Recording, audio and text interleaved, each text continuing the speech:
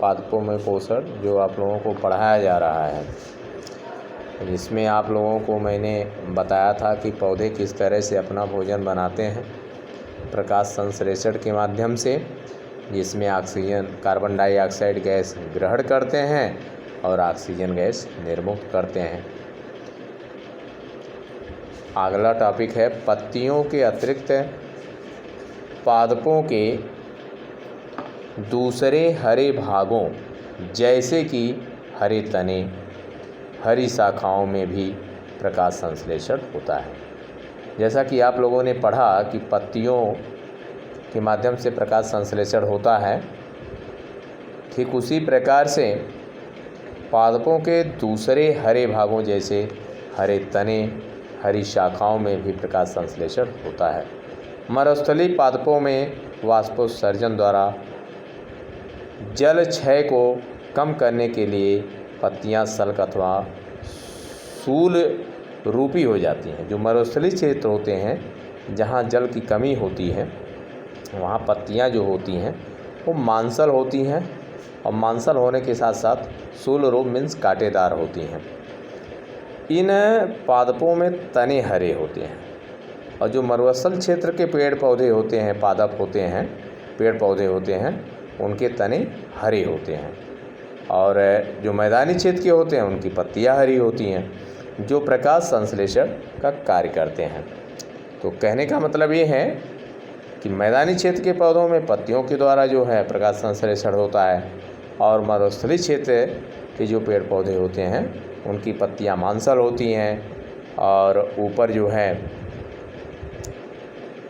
पत्तियों में कांटा होता है, शूल होता है, और उन क्षेत्रों में तने के माध्यम से प्रकाश संश्लेषण होता है। क्रियाकलाप फर्स्ट, एक ही प्रकार के पादपों के 2 गमले लिए। एक बार आप लोग देख लीजिए कि ये फिगर दिखाया गया है, फिगर को आप लोग थोड़ा सा अध्ययन कर लीजिएगा। देखिए, एक है क्लोरोफिल युक्त कोशिकाएं दर्शाते हुए किसी पत्ती का काट चित्र दिखाया गया है। इसके बाद जो है ये आपका आगे है, ये जो गमले के माध्यम से स्टार्च उपस्थित प्रकाश संश्लेषण प्रक्रम संपन्न होना दर्शाया गया है। स्टार्च भी एक प्रकार का कार्बोहाइड्रेट है। तो प्रकाश संश्लेषण दर्शाने के लिए व्यवस्था का चित्र, पादपों में पोषण, ये दोनों चित्र आप लोग देख लीजिए। क्रियाकलाप फर्स्ट, एक ही प्रकार के पादपों के 2 गमले लीजिए, को अंधकार अथवा काले बॉक्स में 72 घंटों के लिए रखिए। दूसरे को सूर्य के प्रकाश में रखिए। 2 गमले आप लेंगे, जिसमें पहले को अंधकार में 72 घंटों के लिए और दूसरे को सूर्य के प्रकाश में। दोनों पादपों की पत्तियों में आयोडीन परीक्षण उसी प्रकार कीजिए जैसे कि आपने कक्षा 6 में किया था। अपने अवलोकनों को नोट कीजिए। अब उस गमले को जिसे आपने अंधकार में रखा था 3 से 4 दिनों के लिए सूर्य के प्रकाश में रख दीजिए, तथा पुनः इसकी पत्ती पर आयोडीन परीक्षण कीजिए। अपने परीक्षण अपनी नोटबुक में लिखिए। हरी पत्तियों के अतिरिक्त अन्य वर्ण रंग की पत्तियों में भी क्लोरोफिल होता है, परंतु इन पत्तियों में लाल, भूरे अथवा अन्य वर्ण क्लोरोफिल के हरे रंग का प्रच्छादन करते हैं। तो हरी पत्तियों के अतिरिक्त जो है लाल भूरे रंग की पत्तियों में भी क्लोरोफिल पाया जाता है, अर्थात ये प्रच्छादन करने का मतलब हुआ, अर्थात उसको ढक लेते हैं, जैसा कि चित्र 1.4 में हमने आप लोगों को दिखाया था। इन पत्तियों में भी प्रकाश संश्लेषण होता है। अपनी गीली दीवारों पर तालाब अथवा ठहरे हुए जलाशय में हरे औपंकी औपंकी का मतलब होता है काई। काई भी एक प्रकार का पादप है। देखे होंगे, ये सामान्यतः कुछ जीवों की वृद्धि के कारण बनते हैं जिन्हें शैवाल कहते हैं। काई का दूसरा नाम है शैवाल। क्या आप कल्पना क्या आप कल्पना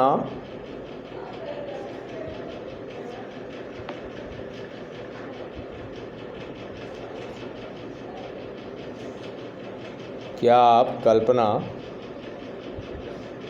मांग की आपूर्ति हो जाती है, इसके पश्चात पादप खाद्य के अन्य संगठनों जैसे कि प्रोटीन एवं वसा का संश्लेषण करते हैं। पादपों, एक मिनट सॉरी, ये दूसरा टॉपिक हो गया है। क्या आप कल्पना कर सकते हैं कि इनका रंग हरा क्यों होता है? ये हमको बताना था, वो पढ़ दिए हैं दूसरा, तो आप यहाँ से देखिए फिर से। क्या आप कल्पना कर सकते हैं कि इनका हरा रंग क्यों होता है? इनमें क्लोरोफिल होता है जिसके कारण ये हरे दिखाई देते हैं। मतलब शैवाल के बारे में हम बता रहे थे, काई का रंग हरा होता है, तो वही प्रश्न पूछ रहा है कि काई का रंग में शैवाल का रंग हरा क्यों होता है? क्या इसमें क्लोरोफिल होता है? शैवाल भी प्रकाश संश्लेषण द्वारा अपना भोजन स्वयं बनाते हैं। ये चीज था। पादपों में कार्बोहाइड्रेट के अतिरिक्त अन्य खाद्यों का संश्लेषण। अभी आपने पढ़ा कि प्रकाश संश्लेषण प्रक्रम द्वारा पादप पौधे कार्बोहाइड्रेट का संश्लेषण करते हैं, ये आप पढ़ चुके हैं। कार्बोहाइड्रेट कार्बन, हाइड्रोजन एवं ऑक्सीजन से बनते हैं। कार्बोहाइड्रेट मीन्स स्टार्च और एक कार्बन, हाइड्रोजन, ऑक्सीजन का मिश्रण है। इनका उपयोग खाद्य के अन्य घटकों के संश्लेषण में होता है, परंतु प्रोटीन नाइट्रोजनी पदार्थ है। प्रोटीन आपका नाइट्रोजनी पदार्थ है, नाइट्रोजन युक्त पदार्थ है, जिनमें कार्बन, ऑक्सीजन, हाइड्रोजन के अतिरिक्त नाइट्रोजन भी होता है। कार्बोहाइड्रेट में आप जान चुके हैं कार्बन, हाइड्रोजन, ऑक्सीजन होते हैं, जबकि प्रोटीन में कार्बन, हाइड्रोजन के अतिरिक्त नाइट्रोजन भी होते हैं। पादपों को नाइट्रोजन कहाँ से प्राप्त होता है? याद कीजिए, वायु में नाइट्रोजन गैसीय अवस्था में प्रचुर मात्रा में पाई जाती है, परंतु पादप इसका अवशोषण इसी रूप में नहीं कर सकते हैं। मिट्टी में कुछ विशेष जीवाणु होते हैं जो गैसीय नाइट्रोजन को उपयोगी यौगिकों में परिवर्तित कर मृदा में निर्मुक्त करते हैं। यह विलेय पदार्थ पादपों द्वारा जल के साथ अवशोषित कर लिए जाते हैं। संभवतः आपने देखा है कि किसान अपने खेतों में उर्वरक तथा खाद डालते हैं, नाइट्रोजनी उर्वरक जिसको आप कहते हैं, जिसमें नाइट्रोजन पदार्थों की प्रचुरता होती है। इस प्रकार अन्य संगठनों के साथ पादपों की नाइट्रोजन की मांग की आपूर्ति हो जाती है। इसके पश्चात पादप खाद्य के अन्य संगठनों जैसे कि प्रोटीन एवं वसा का संश्लेषण करते हैं। पादपों में पोषण की अन्य विधियाँ। ये विधियाँ आप देख चुके, किन किन विधियों के माध्यम से पादपों का पोषण होता है। कुछ और विधियाँ हैं। कुछ पादप जैसे पौधे ऐसे भी हैं, पादप अर्थात पौधे ऐसे भी हैं जिनमें क्लोरोफिल नहीं पाया जाता है। वे भोजन संश्लेषित नहीं कर सकते हैं। वे कैसे जीवित रहते हैं तथा वे पोषक किस प्रकार प्राप्त करते हैं? मनुष्य एवं अन्य प्राणी की तरह ये पादप भी अपने पोषण के लिए अन्य पादपों द्वारा निर्मित खाद्य पर निर्भर करते हैं।